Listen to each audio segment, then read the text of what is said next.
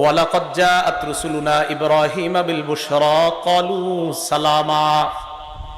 ইব্রাহিম নবীর কাছে আমার ফেরেশতারা আসলেন সুসংবাদ নিয়ে, এসে বললেন সালামা, সালাম। ক্বালা সালাম, ইব্রাহিম নবী জবাব দিলেন সালাম।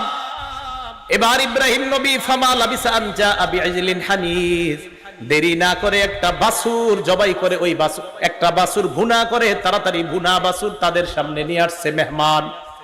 ইব্রাহিম নবী ভাবলেন আমার বাসায় মেহমান আসছে, মেহমানদেরকে খাবার দেই। ভুনা বাছুর নিয়ে আসার পর সামনে দিলেন। ফালাম্মা রাআ আইদিয়াহুম লা তাসিলু ইলাইহি নাকিরাহুম, মেহমানদের দিকে তাকায় দেখে মেহমানদের হাত খাবারের দিকে যায় না। ফেরেশতারা কি খায়নি? তো ইব্রাহিম নবী তো জানেন এরা যে ফেরেশতা। ইব্রাহিম নবী যখন দেখলেন তাদের হাত খাবারের দিকে প্রসারিত হয় না, নাকিরাহুম, ব্যাপারটা ওনার কাছে অস্বাভাবিক মনে হয়, উনি সন্দিহান হয়ে পড়েন। ওয়া আওজাসা মিনহুম খিফা, মনে মনে উনি ভয় পায়। ফেরেশতারা ব্যাপারটা বুঝতে পারলেন, ইব্রাহিম নবীর দিকে তাকিয়ে বললেন ক্বালু লা তাখাফ, ভয় পাবেন না, ভয়ের কোনো কারণ নাই। ইন্না উরসিলনা ইলা কওমি লূত, আমরা মানুষ না, আমরা লূত নবীর জাতির কাছে প্রেরিত একদল ফেরেশতা, আল্লাহ আমাদেরকে পাঠাইছেন। পাশে দাঁড়িয়ে আছে ইব্রাহিম নবীর বিবি সারা, ওয়া ইমরাতুহু কাইমাতুন ফাদাহিকাত, সারা পাশ থেকে দাঁড়ায় হাসি দেয়, উনি হাসতেছে। সারার হাসি দেওয়া দেখা আল্লাহ বললেন ফাবাশশারনাহা বিইসহাক, আমি ওই বয়োবৃদ্ধা সারাকে তার একজন সন্তান হবে ইসহাক নামে, এই সন্তানের সুসংবাদ দিয়ে দিলাম। এই আইসো না, তোমার সন্তান হবে। শুধু সন্তান না, ওয়া মিন ওয়ারাই ইসহাক ওয়া ইয়াকুব, এই ইসহাক যে সন্তানটা হবে, এই সন্তানের আবার সন্তান হবে, তার নাম হবে ইয়াকুব, আর ইয়াকুবের বিশাল বংশধর হবে। সুবহানাল্লাহ। এখন সারা এই কথা শুনে কয় আলিদু, আমি সন্তান প্রসব করব, ও আনা আজুজ, আমি বয়োবৃদ্ধা, ও হাদা বালি শাইখা, আর আমার স্বামীও বৃদ্ধ, আমি কিভাবে সন্তান প্রসব করব? ইন্না হাদা লা শাইউন আজীব, এটা তো আশ্চর্য বিষয়। ফেরেশতারা বললেন আতাজাবিনা মিন আমরিল্লাহ, তুমি আল্লাহর বিষয়ে আশ্চর্য হও? আল্লাহর বিষয়ে আবার আশ্চর্য হও নাকি?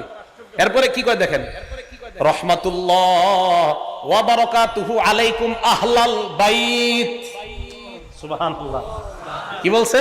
আহলাল, হ্যাঁ বলেন কি বলছে? রহমাতুল্লাহি।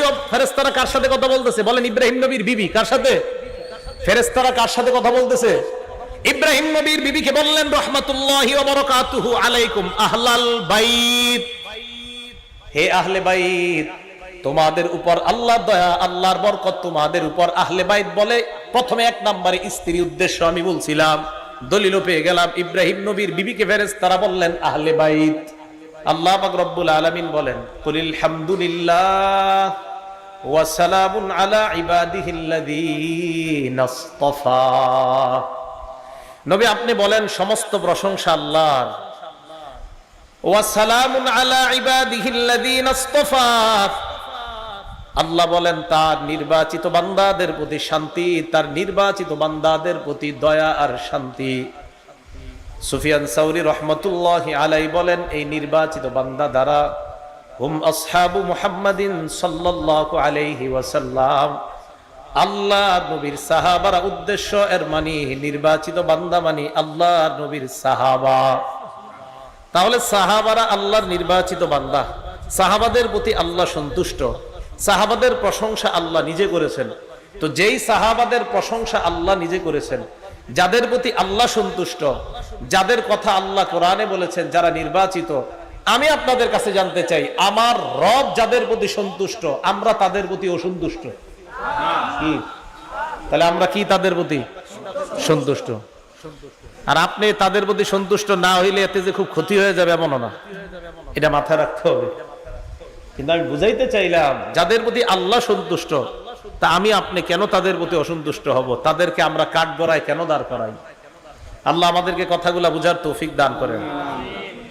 4 নাম্বার কথা, রাসূল আকরাম সাল্লাল্লাহু আলাইহি সাল্লাম জানায় দিয়েছে উম্মত শোনো, তোমাদের নিরাপত্তার রক্ষা কবচ হলো আমার সাহাবারা। আমার সাহাবারাই তোমাদের জন্য একটা নিরাপদ জায়গা, আমার সাহাবারাই তোমাদের জন্য নিরাপদের কারণ, নিরাপত্তার কারণ।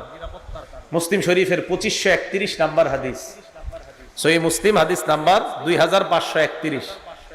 আবু বুরদা তার পিতা থেকে বর্ণনা করেন, আন আবি বুরদা আন আবিহি রাদিয়াল্লাহু তাআলা আনহু আবু বুরদা তার পিতা থেকে বলেন, সাল্লাইনাল মাগরিবা মা রাসূলিল্লাহি সাল্লাল্লাহু আলাইহি ওয়াসাল্লাম, নবীজির সাথে আমরা মাগরিবের নামাজ পড়লাম। মাগরিবের নামাজ পড়ার পর সুম্মা কুলনা, আমরা বললাম, আমরা যদি বসে থাকি এশার নামাজ পর্যন্ত মসজিদের মধ্যে, লাউ জালাসনা হাত্তা নুসাল্লিয়া মা রাসূলিল্লাহি সাল্লাল্লাহু আলাইহি ওয়াসাল্লাম আল ইশা। মাগরিব পড়ার পর কিছু সাহাবা বসে বলতেছেন, আমরা যদি এশা পর্যন্ত অপেক্ষা করি, এশার নামাজটা আল্লাহর নবীর সাথে জামাতে পড়ে একবারে মসজিদ থেকে যাই। মাগরিব পড়ে বসে রইছে যে নবীজি এশা পড়াবে, তারপর যাই। ফাখরাজা রাসূলুল্লাহ সাল্লাল্লাহু আলাইহি ওয়াসাল্লাম, আল্লাহ নবী এশার নামাজের আগে তাদের সামনে আসলেন। আসার পর তাদেরকে বললেন, মা জিলতুম হাহুনা, এতক্ষণ তোমরা এখানেই ছিলে মাগরিব থেকে? সাহাবারা জবাব দেয়, ইয়া রাসূলুল্লাহ, আমরা মাগরিব থেকে এশা পর্যন্ত এই জায়গায় ছিলাম। আমরা নিজেদের মধ্যে পরামর্শ করলাম, মাগরিব নবীর সাথে পড়লাম, এশার নামাজটা আল্লাহ নবীর সাথে জামাতে আদায় করে এরপর বাসায় যাব। নবীজি সাল্লাল্লাহু আলাইহি ওয়াসাল্লাম জবাব দিলেন, আহসানতুম, তোমরা ভালো করেছো, আহসানতুম, তোমরা ভালো করেছো। ফারাফা রাসাহু ইলা সামা, আল্লাহ নবী আকাশের দিকে তাকাইলেন। ওয়া কানা কাসীরাম মিম্মা ইয়ারফাউ রাসাহু ইলা সামা, সাধারণত বেশিরভাগ সময় আল্লাহ নবী আকাশের দিকে তাকাইতেন। আকাশের দিকে নবী বেশিরভাগ সময় তাকাইতেন, তো আপনারাও তাকায়েন। বাকি এই যুগে অন্তত ঢাকা শহর উপরের দিকে তাকানো ঠিক না, উপরে তাকাইলে গুনাহ হবে। হ্যাঁ, ছাদের উপরে উঠে আকাশে তাকায়েন। কোথায় উঠা? ছাদে। কেন তাকাইবেন না তাকাইবেন এ বিষয়ে আলোচনা এখন আর বিষয় না, তো বলতাম, আর নজরু সাহমুন মিন সিহাম ইবলিস, নজর কুদৃষ্টি হলো ইবলিসের একটা তীর, এই তীর দিয়ে আপনাকে সে শেষ করে ফেলবে। তো এই জন্য বর্তমান যুগে আবার উপরে তাকাইতে সাবধান। তো যদি ছাদে যায় উপরে তাকান তো ঠিক আছে, নবী তাকাইতেন, তাই আপনিও ছাদে গিয়ে তাকান, তাহলে ঠিক আছে। রাসূল আকরাম সাল্লাল্লাহু আলাইহি সাল্লাম বেশিরভাগ সময় উপরে তাকাইতেন। তো নিয়ম অনুযায়ী নবীজি উপরে তাকায় রইলেন এইভাবে। হঠাৎ আল্লাহ নবী বলেন, সাহাবাদের দল, আন-নুজুমু আমানাতুন লিস-সামা, আকাশ ততদিন নিরাপদ যতদিন এই নক্ষত্রগুলা থাকবে, ততদিন আকাশটা নিরাপদ। ফাইদা যাহাবাতিন নুজুম, নক্ষত্রগুলা যখন শেষ হয়ে যাবে, নক্ষত্র যখন বিদায় নিয়ে নিবে, আকাশ থেকে নক্ষত্র যদি উদাও হয়ে যায়, নক্ষত্রগুলো যদি আল্লাহ শেষ করে দেয়, নবীজি বলেন, তাহলে আসমান আর থাকবে না, আসমান ধ্বংস হয়ে যাবে। আতাস-সামা আমা তুআদু, আসমানের যেই ওয়াদা, ওই ওয়াদা আসমানের কাছে আসবে, মানে কিয়ামত হয়ে যাবে। এরপর আল্লাহ নবী বলেন, আনা আমানাতুল লি আসহাবি, সাহাবারা শোনো, আকাশের রক্ষা কবচ যেমন আকাশের নক্ষত্রগুলা, তোমরা সাহাবারা যারা আছো তোমাদের রক্ষা কবচ আমি নবী মুহাম্মদ সাল্লাল্লাহু আলাইহি ওয়াসাল্লাম।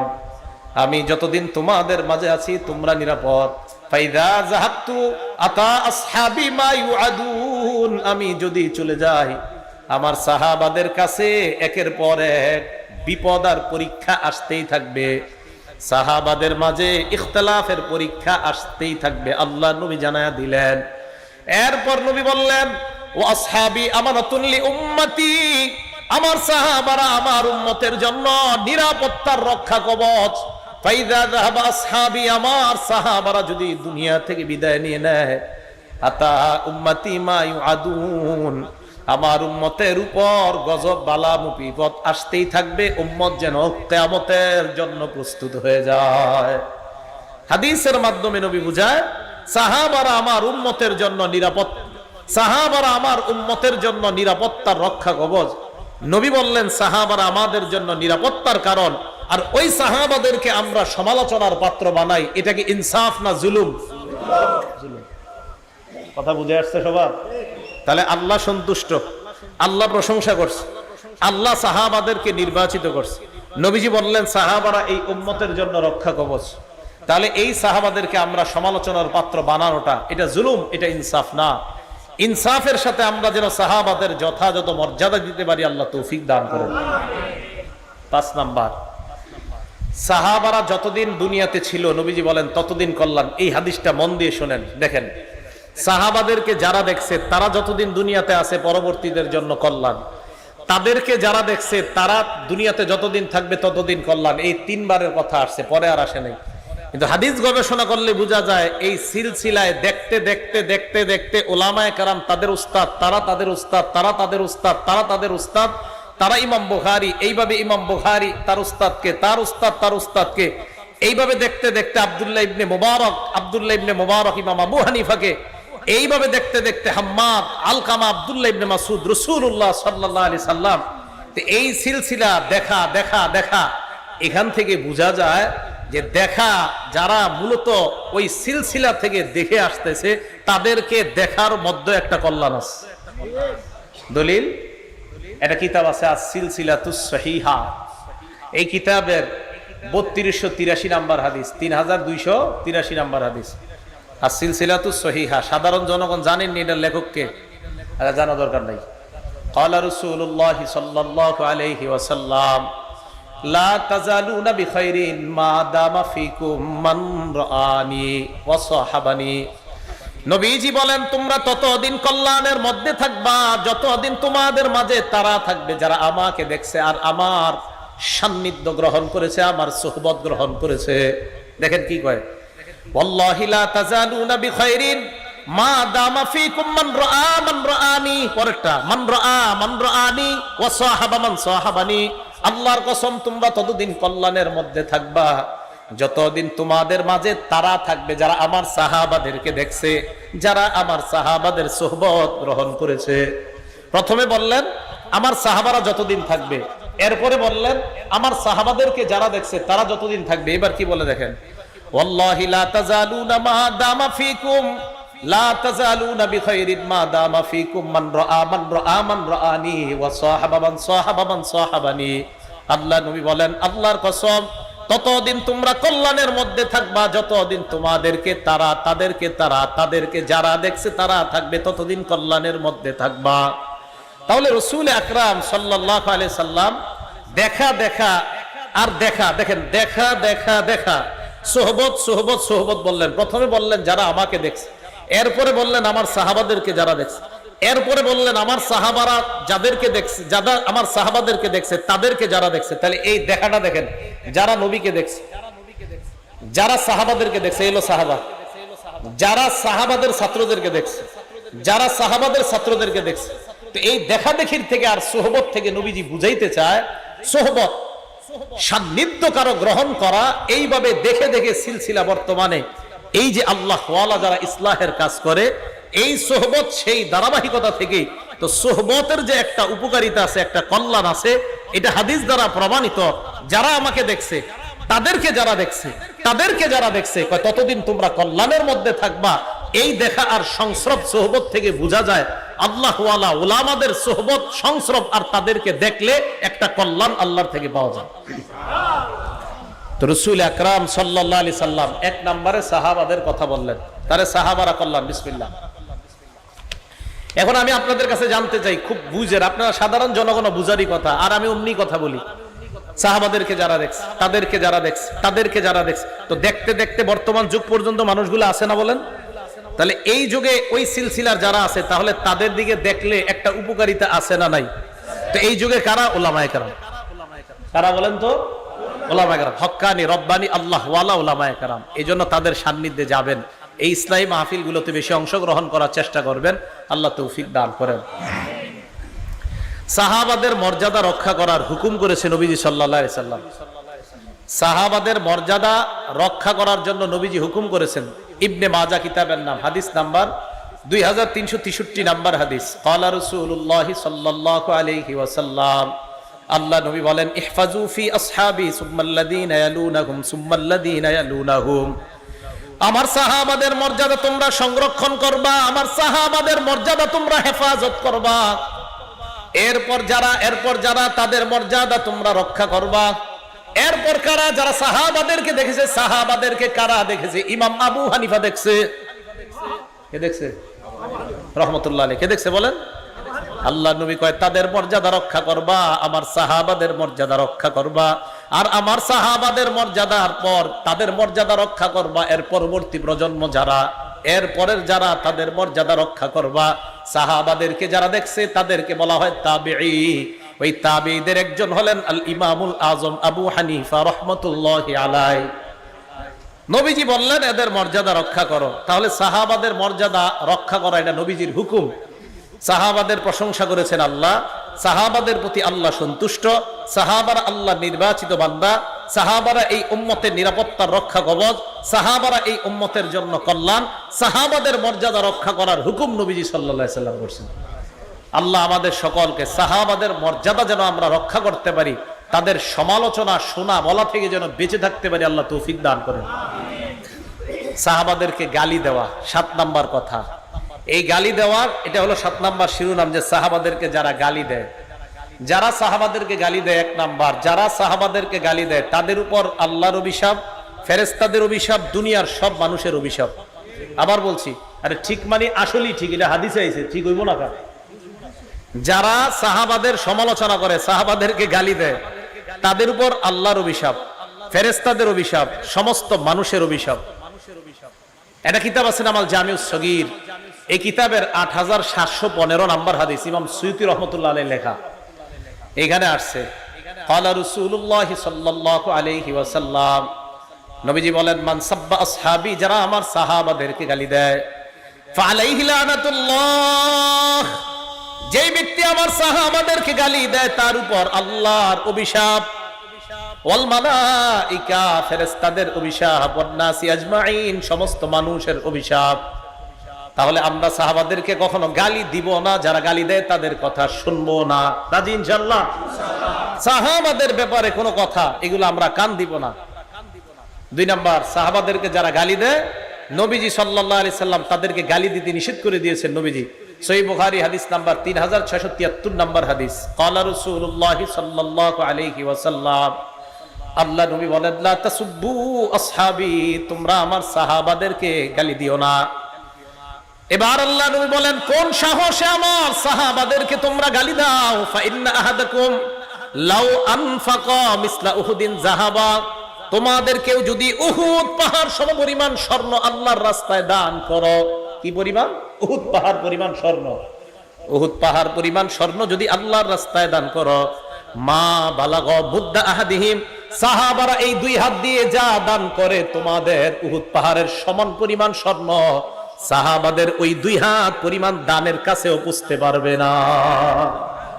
নবীজি বলেন, ওয়ালা নাসিফা, প্রথমে বলছে 2 হাত, এরপর বললেন ওয়ালা নাসিফা, অর্ধেক না, অর্ধেক মানে 1 হাত, মুদ্দা মানে 2 হাত, নাসিফা মানে 1 হাত। আল্লাহর নবী কয় 2 হাত পরিমাণ, নবী কয় না না 1 হাত। উহুদ পাহাড় পরিমাণ স্বর্ণ যদি তোমরা আল্লাহর রাস্তায় দান করো, সাহাবাদের 2 হাত পরিমাণ দান, নবী কয় না অর্ধ হাত, মানে অর্ধ মুদ মানে 1 হাত পরিমাণ দানের কাছেও বুঝতে পারবে না। তাহলে যাদের দানের মূল্য আল্লাহর কাছে এত বেশি যে তাদের 1 হাত পরিমাণ দানের কাছে আমাদের উহুদ পাহাড় পরিমাণ স্বর্ণের দানের এটার কাছাকাছি যেতে পারবো না। নবীজি বলেন, লা তাসুব্বু, তাদেরকে গালি দিও না। তো সাহাবাদেরকে যারা গালি দেয়, তাদের যে মজলিসে গালিগুলা হয়, এই সমস্ত মজলিসে যাব না, বসবো না, শুনবো না, আল্লাহ তৌফিক দান করেন। 3 নাম্বার, সাহাবাদেরকে গালি দেওয়া এটা স্পষ্ট ভাবে নিষেধ। হাদিসের মধ্যে আরেকটা নিষেধাজ্ঞা দেখেন, কেন বলে? এইখান থেকে দেখেন এই মজলিসের কি প্রয়োজন। এই যে খানকায় হযরত মাওলানা হাফিজুল্লাহ রহমতুল্লাহ আলাইহি এই খানকার উদ্যোগে ইসলামী মাহফিলের প্রয়োজনীয়তাটা এই হাদিস থেকে সাহাবাদের ব্যাপারেও জানেন, আর মজলিসের প্রয়োজনীয়তা জানেন। আমি এই হাদিস পড়ে অবাক হইছি, দেখেন কি কয়, লা তাসুব্বু আসহাবা মুহাম্মাদিন সাল্লাল্লাহু আলাইহি ওয়াসাল্লাম, শারহুত তাহাওয়িয়া একটা কিতাব, এই কিতাবের 693 নাম্বার হাদিস, হাদিসের মান হাসান। লা তাসুব্বু আসহাবা মুহাম্মাদিন সাল্লাল্লাহু আলাইহি ওয়াসাল্লাম, তোমরা মুহাম্মদ সাল্লাল্লাহু আলাইহি ওয়াসাল্লামের সাহাবাদেরকে তোমরা গালি দিও না। এবার কি কয় দেখেন, শোনো তোমরা, লা মুকামু আহাদিহিম সাআতান ইয়ানি মা'আন নবী সাল্লাল্লাহু আলাইহি ওয়াসাল্লাম খায়রুম মিন আমালিকুম 40 সানা, নবীজির সাথে সাহাবাদের 1 মুহূর্তের অবস্থান, কি কয়, নবীর সাথে সাহাবাদের 1 মুহূর্তের অবস্থান তোমাদের 40 বছর আমলের চাইতে বেশি দামি। তাহলে আল্লাহওয়ালাদের সাথে অবস্থানের দাম আছে না নাই? এই দেখেন, আমি অবাক হয়ে গেছি হাদিসে যে অবস্থান, আল্লাহ মানে বসে রয়েছে নবীর সাথে সাহাবা, কয় সাহাবা নবীর সাথে বসে থাকার 1 মুহূর্তের বসে থাকাটা তোমাদের 40 বছর আমলের চেয়ে বেশি দামি। তাহলে বোঝা যায় এখান থেকে যে আল্লাহ ওয়ালাদের সাথে বসে থাকাটাও একটা ফায়দা, উপকারিতা। আপনি অনেক মুরব্বী আল্লাহওয়ালা আছে যাদের কথা বোঝা যায় না, দরকার নাই বোঝা যাওয়া, এমনি বসে থাকবেন। ঢাকার বড় বড় আল্লাহওয়ালা অনেক মুরব্বী, অনেক বয়সের কারণে সব কথা বোঝা যায় না, এমনি গিয়ে আমরা বসে থাকি। কেন বসে থাকি? এই সমস্ত হাদিসের কারণে, যে ওনাদের মজলিসে বসে থাকাটাও এটা আল্লাহর পক্ষ থেকে একটা গনিমত, একটা নিয়ামত। তো দেখেন হাদিসের মধ্যে আছে যে সাহাবায়ে কেরাম নবীর সাথে কিছু মুহূর্ত কাটানো, এটা তোমাদের 40 বছর ইবাদতের চাইতে বেশি দামি। তাহলে বলেন তো, যাদের সামান্য ইবাদত, শুধু সামান্য নবীর সাথে বসে থাকাটা এত দাম, তাহলে তাদের ইবাদতের কত দাম? এরা বসে থাকছে, এত দাম। ইবাদতের দাম আছে না নাই? আছে। ইবনে মাজাহ কিতাবের নাম, হাদিস নাম্বার 162 নাম্বার হাদিস। এই হাদিসের মধ্যে আসছে, লা তাসুব্বু আসহাবা মুহাম্মাদিন সাল্লাল্লাহু আলাইহি ওয়াসাল্লাম, তোমরা মুহাম্মদ সাল্লাল্লাহু আলাইহি ওয়াসাল্লামের সাহাবাদেরকে গালি দিও না। এই হাদিসের মধ্যে আসছে লা মুকামু আহাদিহিম ইয়ানি মা'আন নবী সাল্লাল্লাহু আলাইহি ওয়াসাল্লাম খায়রুম মিন আমালিকুম উমরা। হুজুর এই হাদিসে আসছে যে সারা জীবন তোমরা আমল করলেও নবীর সাথে সাহাবাদের কাটানো এক মুহূর্তের সমান হবে না। এটা দর্শ উমরা আসছে, এটা তাহলে যাদের সামান্য বসে থাকাটা আল্লাহওয়ালার সাথে এত দাম, তাদের আল্লাহওয়ালা নবীর সাথে তাদের থেকে আমল করাটার কত দাম।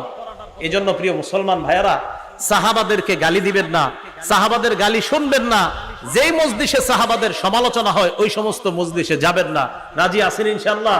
গালি দিবেন না। আমি আপনাদেরকে মহব্বত করে কথাটিগুলো বলতেছি, আল্লাহর রাসূল সাহাবাদের কোনো সমালোচনায় কান দিবেন না। আল্লাহ আমাদেরকে বুঝার তৌফিক দান করেন। এই কথাগুলো কেন বলছি জানেন? আমার মূল উদ্দেশ্য কিন্তু এই ওয়াজ করা না, মূল উদ্দেশ্য একজন সাহাবারে নিয়ে কথা বলা। তিনি হলেন ইমাম মুআবিয়া রাদিয়াল্লাহু তাআলা। কে? ইমাম মুআবিয়া।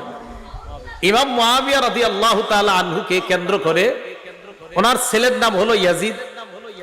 নূহ আলাইহিস সালাতু ওয়াস সালামের এক সন্তান কাফের ছিল। এখন এই কাফের ছেলের কারণে নূহ নবীরে দোষারোপ করবেন? করা যাবে না। ইয়াজিদ ইমাম মুআবিয়ার ছেলে। এই ইয়াজিদকে কেন্দ্র করে ইমাম মুআবিয়াকে কটাক্ষ করা হয়, দোষারোপ করা হয়। কেন ভাই? সন্তানের অপরাধ। ইয়াজিদ ঠিক আছে জালেম, তার যত পারেন সমালোচনা করেন, সে অবশ্যই অন্যায় করছে। নবীর নাতিকে এইভাবে নির্মম ভাবে হত্যা করা, শহীদ করা, এটা অবশ্যই অন্যায়। কিন্তু ওনার কারণে কেন নবীর একজন জলিলুল কদর, যিনি একজন ওহীর লেখক ছিলেন, এমন একজন সাহাবাকে কেন সমালোচনা করেন? মনে রাখবেন, ইমাম মুআবিয়া সমালোচিত হয়ে যাওয়া মানে লেখা, এই ইমাম মুআবিয়া যে ওহীর লেখক ছিলেন, এই লেখা প্রশ্নবিদ্ধ করা। ইমাম মুআবিয়া একজন ওহীর লেখক ছিলেন। তিরমিজি শরীফের 3842 নাম্বার হাদিস, ক্বালা রাসূলুল্লাহ সাল্লাল্লাহু আলাইহি ওয়াসাল্লাম, আল্লাহর নবী ইমাম মুআবিয়াকে সামনে এনে আল্লাহর কাছে বললেন, আল্লাহুম্মা জাআলহু হাদিয়া ওয়া মাহদিয়া ওয়াহদি বি। আল্লাহর কাছে বললেন, আল্লাহ ইজআলহু হাদিয়া, আল্লাহ আপনি তাকে পথ প্রদর্শক বানান, অন্য মুসলমানদেরকে যেন হেদায়েতের পথ দেখায় এমন একজন মুআবিয়াকে আপনি বানান। এরপর বললেন মাহদিয়া, মুআবিয়াকে আপনি হেদায়েত প্রাপ্ত বানান। এরপর বললেন ওয়াহদি বিহি, এই মুআবিয়ার মাধ্যমে অন্যান্য মানুষকে আপনি হেদায়েত দান করে দেন। নবীজি বললেন, আল্লাহ মুআবিয়াকে আপনি পথ প্রদর্শক বানান, আল্লাহ তাকে আপনি হেদায়েত প্রাপ্ত বানান। প্রথমে বললেন তাকে আপনি হেদায়েতকারী, মুর্শিদ, পথ প্রদর্শক বানান। এরপর বললেন আল্লাহ তাকেও আপনি হেদায়েত প্রাপ্ত বানান। এরপর তার মাধ্যমে আল্লাহ আপনি মানুষের হেদায়েত দান করেন। এই দোয়াটা নবীজি করছেন। তো যার হেদায়েতের দোয়া স্বয়ং নবীজি সাল্লাল্লাহু আলাইহি সাল্লাম যাকে হাদি বললেন, যাকে মাহদি বললেন, যাকে হেদায়েত প্রাপ্ত বললেন, আমি আপনি কেন তাকে সমালোচিত করব? বলেন, ইয়াজিদকে অবশ্যই তার ব্যাপারে আলোচনা করবেন, কোনো সমস্যা নাই, কিন্তু তাকে কেন্দ্র করে আল্লাহ রাসূলের একজন সাহাবাকে সমালোচনা, এটা আমরা শুনবো না, এটাতে কানও দিব না। এই ব্যাপারে জানার আগ্রহও পেশ করব না যে হুজুর মুআবিয়া কি এটা ঠিক করছে, এই প্রশ্নও তুলবেন না। ইয়াজিদকে নিয়ে প্রশ্ন তুলবেন, ইমাম মুআবিয়াকে নিয়ে প্রশ্ন তোলা যাবে না। বুঝছেন সবাই ইনশাআল্লাহ? আল্লাহ আমাদের সকলকে এই কথাগুলা যেন বুঝে শুনে আমরা সবসময় মাথায় রেখে সাহাবা সমালোচনা থেকে বেঁচে থাকতে পারি, আল্লাহ তৌফিক দান করেন। একটা কিতাব আছে, এই কিতাবের নাম আল জামিউস সগীর, এটা আগেও বলছি কিতাবটার নাম, ইমাম সুয়ুতির লেখা, 7209 নাম্বার হাদিস। এটার মধ্যে আসছে আবু সুফিয়ান রাদিয়াল্লাহু তাআলা, যিনি মুআবিয়া রাদিয়াল্লাহু তাআলা আনহুর বাবা। এই বর্ণনাটা সহিহ ইবনে হিব্বানের 7209 নাম্বার হাদিস আছে। নবীজির কাছে আবু সুফিয়ান রাদিয়াল্লাহু তাআলা আনহু গিয়ে বললেন, হুজুর আমার একটা আবদার আছে আপনার কাছে। কি আবদার? আমার ছেলে মুআবিয়া তাজআলুহু কাতিবান বাইনা ইয়াদাইক, আমার ছেলেটাকে আপনি ওহির লেখক বানান। সুবহানাল্লাহ। আপনি যাদেরকে দিয়ে লেখান ওহি, তাদের মধ্যে এই মুয়াবিয়াকে আপনি হুজুর একজন লেখক বানান। নবীজি বললেন, নাম, ঠিক আছে, আপনার কথা গ্রহণ করলাম। আবু সুফিয়ান রাদিয়াল্লাহু তাআলা আনহু কিন্তু নবীজির শ্বশুর ছিলেন। কি ছিলেন বলেন তো? শ্বশুর। আলেম ছাড়া অন্য কেউ বলতে পারবেন যে আবু সুফিয়ানের কন্যার নাম কি, যিনি নবীর বিবি ছিলেন? ওলামা ছাড়া অন্য কেউ আছেন পারেন বলতে? আবু সুফিয়ানের কন্যা যিনি নবীর বিবি ছিলেন, কি নাম? হ্যাঁ হ্যাঁ, কি নাম? কি নাম? না হইলে তো 500 মাহফিলে গেছেন এনে যারা আছেন। উম্মে হাবিবা, বলেন কি নাম? হ্যাঁ, উম্মে হাবিবা, বলেন তো কি নাম? উম্মে হাবিবা। নবীজি শ্বশুর ছিলেন। তো আয়েশা বলছে, আমার ছেলেটাকে আপনি ওহির লেখক বানান। নবী সাল্লাল্লাহু আলাইহি সাল্লাম বললেন, নাম, ঠিক আছে, কবুল করলাম। তাহলে ইমাম মুয়াবিয়া ওহির লেখক। ইমাম মুয়াবিয়াকে নবীজি বলছেন হেদায়েত প্রাপ্ত। এমন একজন সাহাবাকে সমালোচনা করব না, তার সমালোচনা শুনবো না। সহিহ বুখারী হাদিস নাম্বার 2924 নাম্বার হাদিস। নবীজি সাল্লাল্লাহু আলাইহি সাল্লাম বললেন, আউয়ালু জাইশিম মিন উম্মতি ইয়াগজুনাল বাহরা ক্বাদ আওজাবু। আল্লাহ নবী বললেন, আমার উম্মতের মধ্যে যেই দলটা সর্বপ্রথম সমুদ্র পথে যুদ্ধ পরিচালনা করবে, ওই দলটা আল্লাহর জান্নাত ওয়াজিব করবে। আমার উম্মতের মধ্যে সর্বপ্রথম যেই দলটা নৌযান পথে, নৌপথে যুদ্ধ করবে, আমার যেই দল, উম্মতের যেই দলটা সমুদ্র পথে যুদ্ধ করবে, ক্বাদ আওজাবু, তারা আল্লাহর জান্নাত ওয়াজিব করবে। হাদিস খোলেন, নৌপথে সর্বপ্রথম অভিযান পরিচালনাকারী সাহাবার নাম ইমাম মুয়াবিয়া। এই হাদিস প্রমাণ করে ইমাম মুয়াবিয়া আল্লাহর জান্নাত তার জন্য ওয়াজিব। আল্লাহর জান্নাত তার জন্য।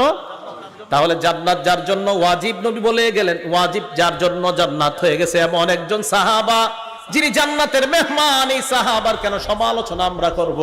আমার আপনার তো টেনশন করা উচিত। একজন মানুষ জান্নাতি হয়ে গেছে, আমি আপনি জান্নাতি হতে পারলাম কিনা এই ব্যাপারে আমাদের 24 ঘন্টা টেনশন থাকা দরকার। আমি আপনি জান্নাতি হয়েছি কিনা এই টেনশন আমাদের করা দরকার। উল্টা একজন জান্নাতি সাহাবারে নিয়ে আমরা টেনশন করি, উনি কি কাজটা ঠিক করছে, এই টেনশন। তাহলে যিনি একজন জান্নাতের মেহমান, তারে নিয়ে আমার আপনার টেনশন করা দরকার নাই, উনি জান্নাতি সাহাবা। এই জন্য ইমাম মুয়াবিয়ার সমালোচনা আমরা ইয়াজিদকে কেন্দ্র করে করব না। নূহ নবীর ছেলেকে কেন্দ্র করে নূহ নবীর সমালোচনা যেমন করি না, লূত নবীর বিবিকে কেন্দ্র করে লূত নবীর সমালোচনা আমরা করি না। তো যেমনি ভাবে লূত নবীর বিবি ছিল একজন কাফেরা, এই কাফের বিবিকে কেন্দ্র করে কিন্তু লূত নবীর সমালোচনা আমরা করি না। নূহ নবীর ছেলে ছিল একজন কাফের, এই কাফেরকে কেন্দ্র করে নবীর সমালোচনা আমরা করি না। ইমাম মুয়াবিয়ার ছেলে ইয়াজিদ অবশ্যই জুলুম করেছে, হুসাইন রাদিয়াল্লাহু তাআলা আনহুর সাথে অন্যায় করেছে। এই জালেম সন্তানের কারণে একজন আদেল ইনসাফগার সাহাবার ব্যাপারে আমরা সমালোচনা করি না, যার ব্যাপারে অনেক সাহাবারা বলেন, মা রাআইতু বাদা রাসূলিল্লাহ সাল্লাল্লাহু আলাইহি সাল্লাম আসওয়াদা মিন মুয়াবিয়া, যে আল্লাহর রাসূলের পরে মুয়াবিয়ার চেয়ে সঠিক নেতৃত্ব দানকারী পৃথিবীতে আর কাউকে দেখিনি। অনেক সাহাবার বক্তব্য এটা। ইমাম মুয়াবিয়ার নেতৃত্ব নিয়ে আপনি প্রশ্ন তুলতেই পারবেন না। ওনার দ্বারা ইসলামের যে পরিমাণ কাজ হয়েছে, বিশেষ করে ইলমি খেদমত যে পরিমাণ হয়েছে, ইমাম মুয়াবিয়া রাদিয়াল্লাহু তাআলা। তো বুঝাইতে চাইলাম, যার ইসলামের এত অবদান, তার ব্যাপারে আমরা সমালোচনা করব, তার ব্যাপারে নাক গলানো এটা আমাদের উচিত না। আল্লাহ বুঝার তৌফিক দান করেন। বুখারী শরীফের 3765 নাম্বার হাদিস। এই হাদিসের মধ্যে আসছে, আব্দুল্লাহ ইবনে আব্বাসকে গিয়ে একজন বিচার দিছে ইমাম মুয়াবিয়ার নামে। বিচার দেওয়ার পরে ইবনে আব্বাস কয়, তুমি কি বললা? কয়, হুজুর মুয়াবিয়া তো এই কাজ করে, বিতির নামাজের ব্যাপারে একটা মাসালা। ইবনে আব্বাস কয়, দা এটা ছাড়ো মিয়া, এই ব্যাপারে কথা বইলো না।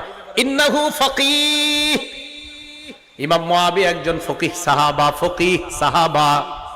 ইমাম মুয়াবিয়ার আমল নিয়ে তুমি প্রশ্ন তুলতে পারো না, কারণ ইমাম মুয়াবিয়া একজন ফকিহ। সাহাবারা ইমাম মুয়াবিয়ার প্রশংসা করতেছে, সাহাবারা ইমাম মুয়াবিয়ার প্রশংসা। ইবনে তাইমিয়া রাহমাতুল্লাহ লেখছে ইমাম মুয়াবিয়ার ব্যাপারে, আফজলুল মুলুক লেখছে, আফজলুল মুলুক।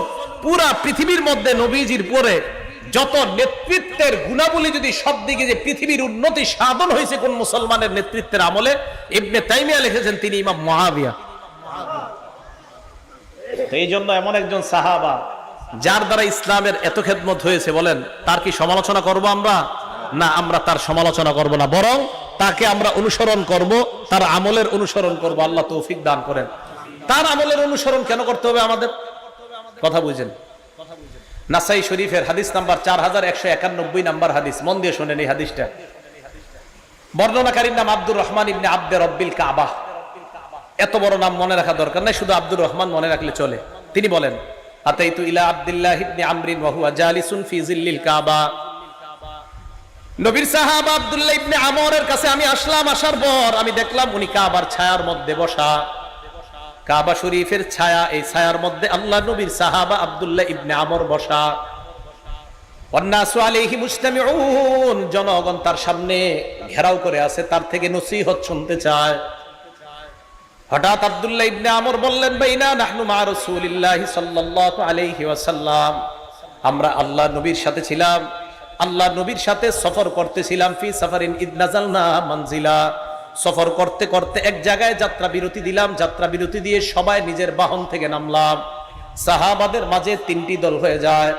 ফামিন্না মাইয়াদ্রিবু খিবাআ, আমাদের মাঝে একদল সাহাবা তাবু টানাইতেছে, তাবুর ছায়ার মধ্যে আশ্রয় নিবে। ওয়ামিন্না মাইয়ান তাদিলু, আরেক দল তীর প্রতিযোগিতা করতেছে। ওয়ামিন্না মান হুয়া ফি জাশরাতিহি, আরেক দল চারণভূমির মধ্যে পশুগুলা চরাইতেছে, ঘাস খাওয়ায়, পানি খাওয়ায়। ইজনাদা মুনাদি রাসূলিল্লাহি সাল্লাল্লাহু আলাইহি ওয়াসাল্লাম, হঠাৎ আল্লাহ নবীর আহ্বানকারী ঘোষণাকারী তাদের সামনে আইসা ঘোষণা দেয়, আসসালাতু জামিআ, ও সাহাবারা নামাজের সময় হয়ে গিয়েছে, সবাই জামাতে আসো। ফাজতামানা, আমরা জামাতে গেলাম।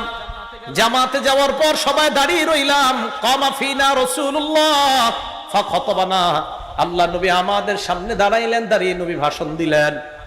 নামাজে আমরা দাঁড়াইলাম, ওই মুহূর্তে নবী আমাদের সামনে দাঁড়ায়া ভাষণ দিলেন। মানে কাতার সোজা সোজা চলতেছে, করা হইতেছে, নবীজি একটা ভাষণ দিলেন। উজানি মাদ্রাসার মাহফিলে গেছেন কেউ? ওখানে দেখবেন ওই কাতার সোজা করতে একটু দেরি হতো, 10 লাখ লোক আরো অনেক লোক হয়, তো এটা করতে করতে উজানি মাদ্রাসায় আব্দুর রহমান সাহেব জোরালো ভাষণ দিতে থাকে দীর্ঘক্ষণ।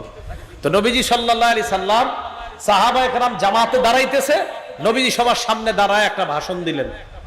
ভাষণের মধ্যে আল্লাহ নবী বললেন, শোনো সাহাবাদের দল, লাম ইয়াকুন নাবিয়্যুন ক্বাবলি ইল্লা কানা হাক্কান আলাইহি আইয়াদুল্লা উম্মাতাহু আলা মা ইয়ালামুহু খায়রান লাহুম। আমার পূর্বে যত নবী দুনিয়াতে আসছে, সমস্ত নবীর মৌলিক দুইটা দায়িত্ব। এক নাম্বার, ওই নবী তার উম্মতকে কল্যাণকর বিষয়ে জানায়া দেওয়া। 2 নাম্বার, ওয়ায়ুনজিরু কওমাহু মা ইয়ালামুহু শাররান লাহুম, উম্মতের জন্য যা অকল্যাণকর, ওই অকল্যাণকর বিষয় থেকে উম্মতকে সতর্ক করা। বলেন সব নবীর মৌলিক দায়িত্ব কয়টা ছিল? 1 নাম্বার, উম্মতের জন্য যা কল্যাণকর এটা উম্মতকে জানায়া দেওয়া। 2 নাম্বার, যা অকল্যাণকর তা থেকে উম্মতকে সতর্ক করা। এবার নবীজি সাহাবাদেরকে যে কথাটা বললেন, এই কথাটা একটু মন দিয়ে শোনেন। নবীজি কি বলে দেখেন, সাহাবারা তোমরা শোনো, ইন্না উম্মাতাকুম হাদিহি জুইলাত আফিয়াতুহা ফি আউয়ালিহা, আমার উম্মতের মধ্যে প্রথম দিকের উম্মত যারা, তাদেরকে নিরাপদ দেওয়া হয়েছে, নিরাপত্তা দেওয়া হয়েছে, তাদেরকে ফিতনা ফাসাদ থেকে মুক্ত রাখা হয়েছে আমি নবীর খাতিরে। তোমরা ফিতনা ফাসাদ থেকে মুক্ত।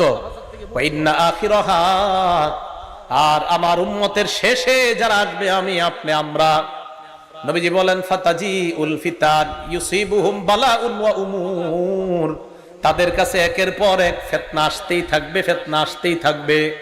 ইউনকিরুনাহা, যেই ফিতনাগুলা, যেই পরীক্ষাগুলা তারা অপছন্দ করবে। আল্লাহ নবী বলেন ফাতাজি উল ফিতান, ফিতনা আসবে। ফিতনা আসলে ফায়ুদাক্কিকু বাদুহা লিবাদিন, আগের ফিতনাটা পরের ফিতনার কাছে তুচ্ছ মনে হবে।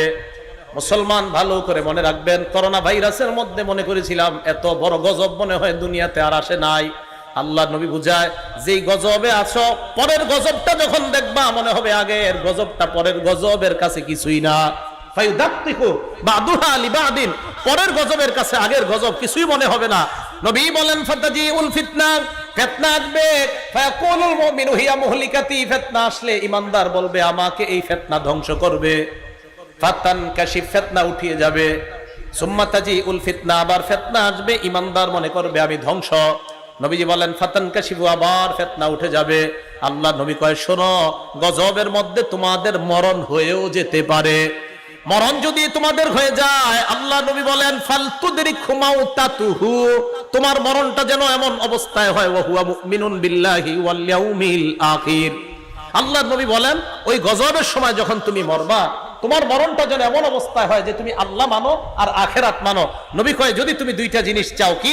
মান আহাব্বা আইয়ুজাহজাহা আনিন নার ওয়া ইউদখালাল জান্নাহ, যদি তুমি জাহান্নাম থেকে মুক্তি চাও আর জান্নাতে যাইতে চাও, এই গজবের জামানার মধ্যেও যদি তুমি জান্নাতে যেতে চাও, নবীজি বলেন তোমার মরণটা যেন ঈমানের সাথে হয়, আখিরাতকে বিশ্বাসের সাথে হয়, এমন অবস্থায় যদি তুমি মরো, ইনশাআল্লাহ তুমি জান্নাতে প্রবেশ করবে। তো নবীজি আমাদেরকে সতর্ক বাণী দিয়ে গেলেন, সতর্ক বার্তা দিয়ে গেলেন। এখন এই একটা হলো কি কল্যাণ, বলেন একটা কি কল্যাণ আপনাদের সামনে বলতে চাই, সেটা হলো এই সাহাবায়ে কেরামদেরকে তো নবীজি বলে দিয়েছেন দুই জিনিস, এখন সাহাবাদের রিঅ্যাকশনটা কি দেখেন। নাসাই শরীফ হাদিস নাম্বার 4149 নাম্বার হাদিস, হাদিসের বর্ণনাকারী উবাদা ইবনে সামিত রাদিয়াল্লাহু তাআলা তিনি বলেন, বায়া'না নবিয়্য সাল্লাল্লাহু আলাইহি ওয়াসাল্লাম আলা সামঈ ওয়াত তাআত ফিল ইউসরি ওয়াল উসরি ওয়াল মানশাতি ওয়াল মুকরাহি ওয়া আন লা নুনাজি'আল আমরা আহলা ওয়া আন নাকুমা বিল হাক্কি হাইসু কুন্না লা নাখাফু ফিল্লাহি লাওমাতা লাঈম। উবাদা ইবনে সামিত বলেন, নবীজির হাতে আমরা বায়াত হলাম, এই মর্মে বায়াত হলাম, আলা সামঈ নবীর থেকে যা শুনবো, ওয়াত তাআতি আমরা তা মানবো। এবার বাংলা স্লোগানটা দিতে হবে, যা শুনবো, আবার যা শুনবো। তাহলে সাহাবারা নবীর সাথে বলছে, হুজুর আমরা বায়াত হলাম, যা শুনবো তা মানবো। শিখাইতে শিখাইতে আমাদের পর্যন্ত আসছে। এখন আমি আপনাদের জানতে চাই, আমরা নবীর থেকে যা শুনবো তা মানবো, আমরা ওয়াদা হইছি, ওয়াদাবদ্ধ হইছি। কিভাবে? ফিল ইউসরি, সহজ অবস্থায় নবীর কথা মানবো, ওয়াল উসরি, কঠিন অবস্থায় নবীর কথা মানবো, ওয়াল মানশাতি, সুখেও নবীর কথা মানবো, ওয়াল মুকরাহি, দুঃখেও নবীর কথা মানবো। তাহলে আমরা আমার অনুকূলে হলেও নবীর কথা মানবো, আমার প্রতিকূলে হলেও আমি নবীর কথা মানবো, সুখের সময় আমি নবীর কথা মানবো, দুঃখের সময় আমি নবীর কথা মানবো। এই মর্মে আমরা ওয়াদাবদ্ধ হয়েছি। এখন আমি আপনাদের সামনে যে বিষয়টা বলতে চাই, হুসাইন রাদিয়াল্লাহু তাআলা আনহু যে শহীদ হলেন, এই শাহাদাতটা আমাদের জন্য কি সুখের না দুঃখের? অবশ্যই দুঃখের, কষ্ট দিছে আমাদেরকে, এইভাবে শহীদ করা ঠিক হয় নাই। এখন দুঃখের সময় কি করণীয়, এই জাতীয় কোন করণীয় নবীজি আমাদেরকে বলছেন কিনা বলেন? বলছে। আমরা কষ্ট পাইছি ইমাম হুসাইনের শাহাদাতে, তো এখন তার শাহাদাতে যে আমরা কষ্ট পাইলাম, এখন কষ্টের সময় কি করণীয় আমাদের দেখতে হবে, কোরআন হাদিসে কোনো করণীয় আছে কিনা। যদি থাকে তো এটাই করা, আর যদি বলেন না নাই, তাহলে তো কিছুই করা যাবে না। এখন বিপদের সময় কি করা, কোরআনে বলছে ইন্না লিল্লাহি ওয়া ইন্না ইলাইহি রাজিউন পড়া। কি পড়া? রাজিউন পড়া।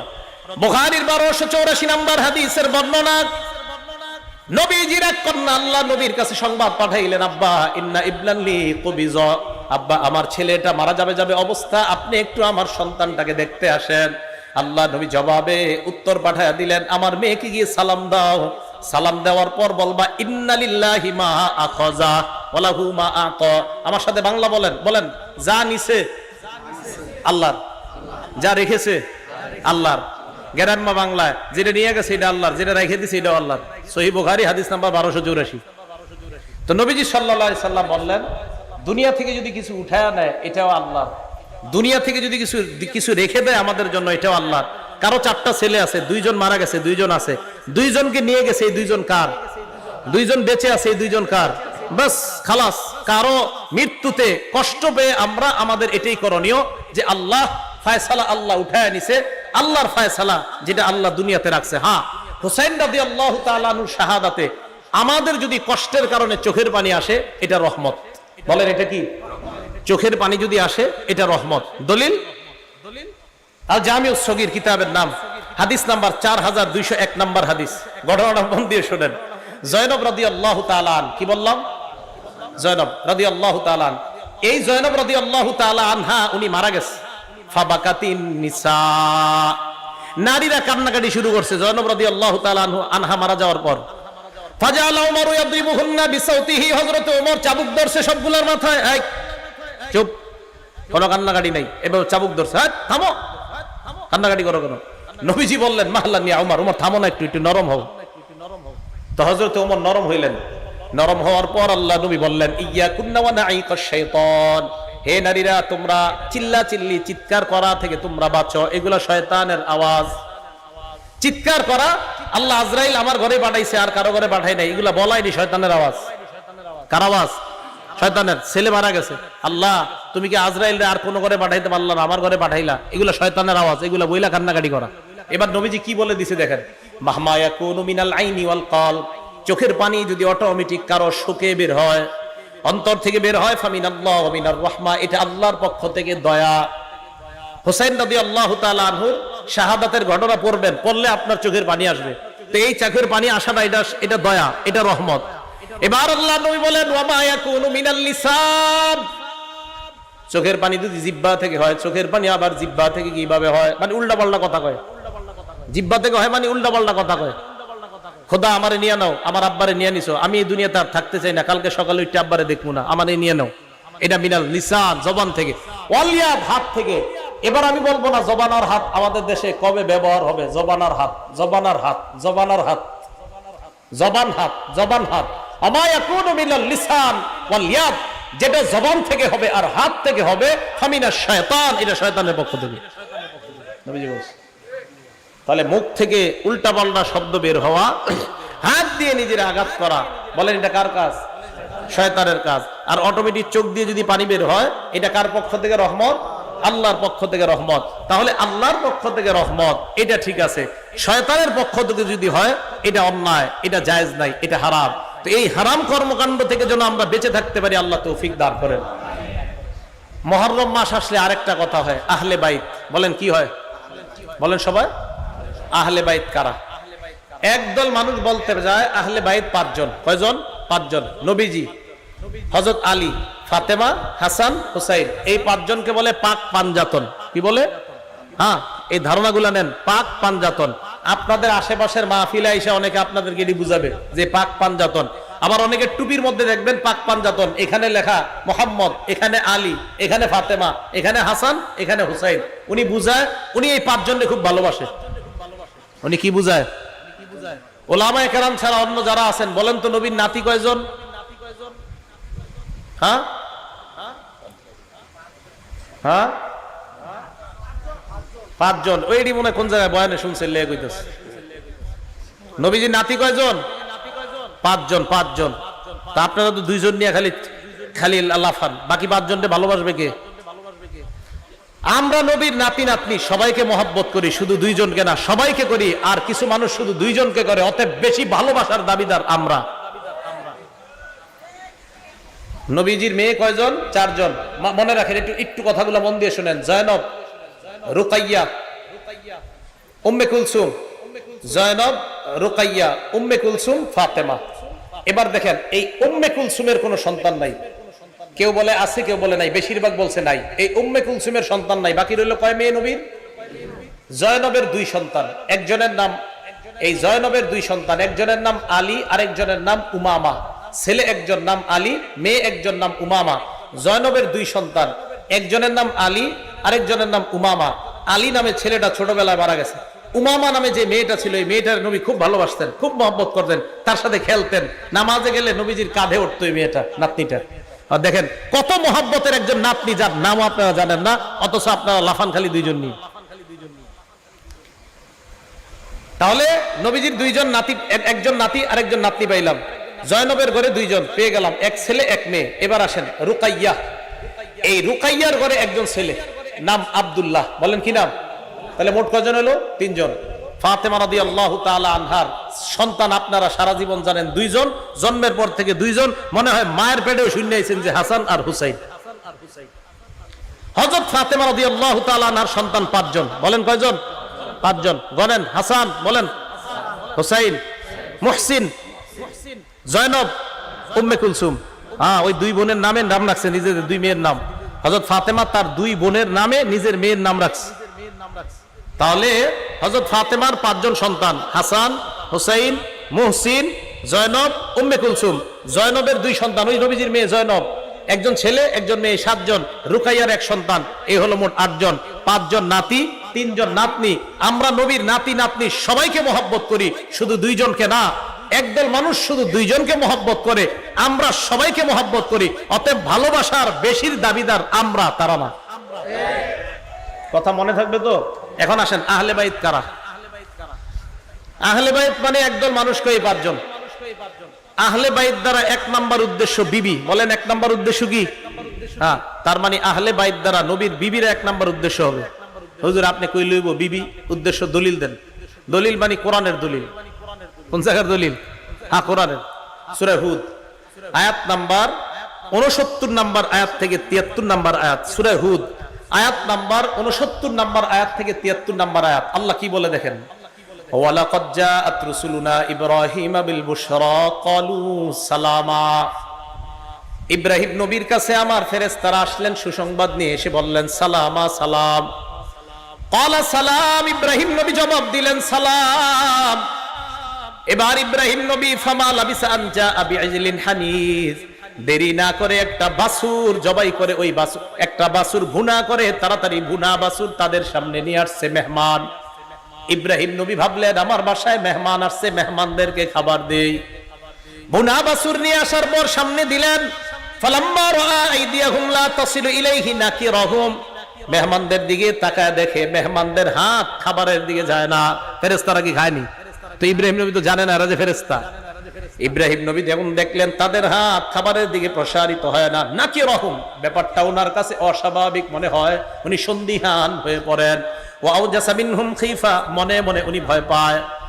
ফেরেশতারা ব্যাপারটা বুঝতে পারলেন, ইব্রাহিম নবীর দিকে তাকিয়ে বললেন ক্বালু লা তাখাফ, ভয় পাবেন না, ভয়ের কোনো কারণ নাই।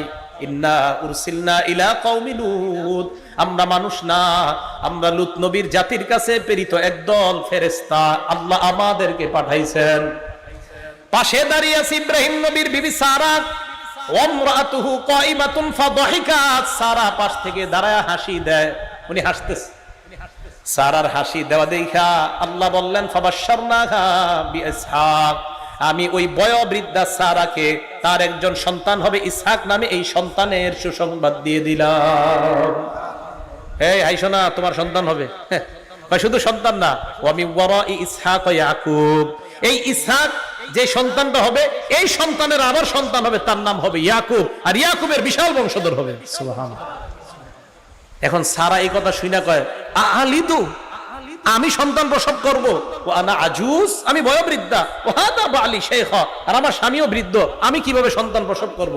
ইন্না হাদা লা শাইউন আজীব, এটা তো আশ্চর্য বিষয়।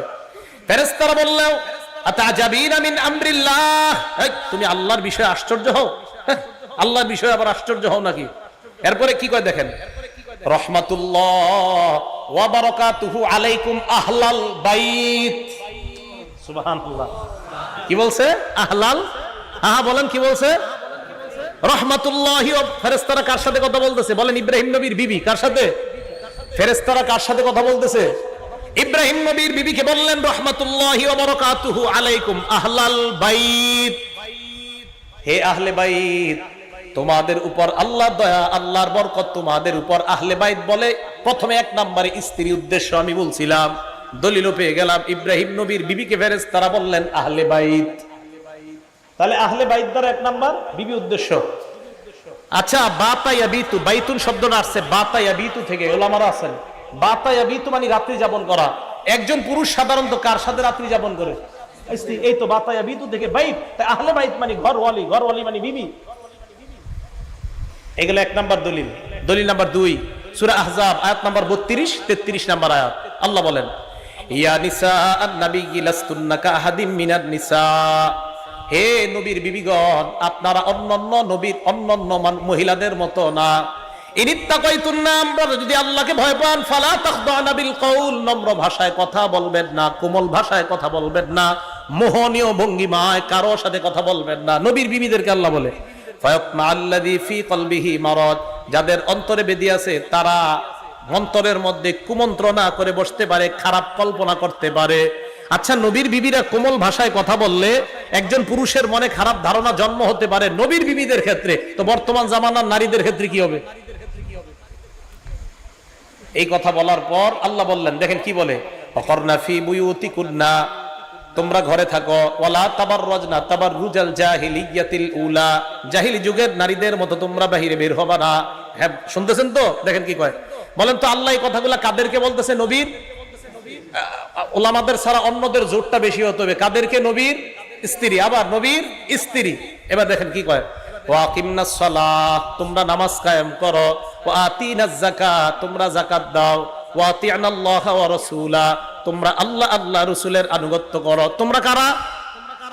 স্ত্রীগণ। হ্যাঁ, তোমরা কারা? ইন্নামা ইউরিদুল্লাহু লিইউযহিবা আনকুমুর রিজসা আহলাল বাইত, হে আহলে বাইত, নবীর বিবিগণ, তোমাদের থেকে আল্লাহ নাপাকি দূর করতে চায়। তাহলে আহলে বাইত দ্বারা এক নাম্বার উদ্দেশ্য বিবি। তাহলে আহলে বাইত মানে পাঁচজন না, আমরা বলি আহলে বাইত মানে নবীর বিবিগণ, আহলে বাইত মানে হাসান হুসাইন ফাতেমা, আহলে বাইত মানে নবীর পরিবারের সবাই। আমরা আহলে বাইত সবাইকে ভালোবাসি, মহব্বত করি, শুধু পাঁচজনকে না, বরং আমরা নবীর সমস্ত পরিবারকে মহব্বত করি। কি বলেন? আমরা শুধু পাঁচজনকে না, আমরা সবাইকে ভালোবাসি। এরপরে আমগরে বলে আমগো ভিতরে নবীর প্রেম নাই।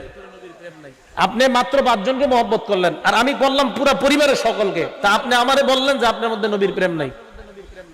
এটা ইনসাফের কথা না, এটা জুলুমের কথা। এই কথাগুলা যারা এই পাঁচজনকে আহলে বাইত মনে করে তাদেরকে বুঝাবেন। এখন কথা হলো, হাসান হুসাইনও যে আহলে বাইত, এটার দলিল কি? ওনারাও যে আহলে বাইত হতে পারে, এটার দলিল কি?